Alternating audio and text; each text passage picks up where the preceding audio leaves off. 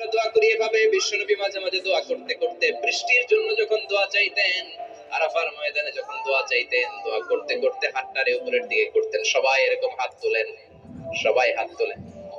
বিশ্বনবী মাঝে মাঝে আবেগের চোটে এইখান থেকে হাতটা এই জায়গায় নিয়ে যেতেন। সুবহানাল্লাহ। বিশ্বনবী যখন হাত আবেগের চোটে উপরের দিকে উঠাতেন, বিশ্বনবীর বগল দেখা যেত।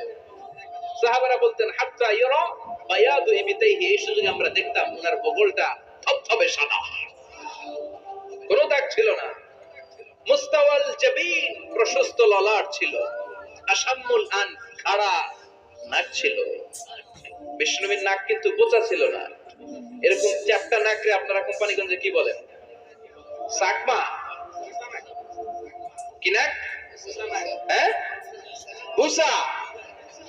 বিষ্ণুবীর নাক এই চাকমা স্টাইলে নাক ছিল না, খাড়া ছিল।